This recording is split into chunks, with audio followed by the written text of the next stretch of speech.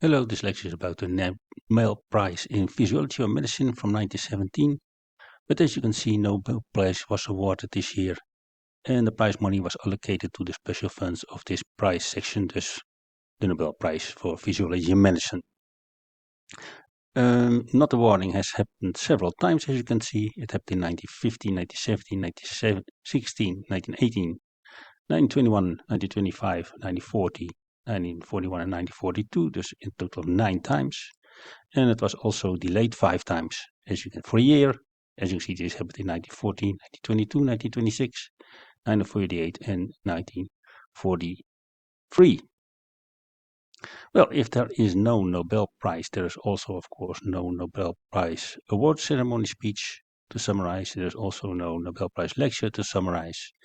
So this is a short video. We're done with this year. See you in another year.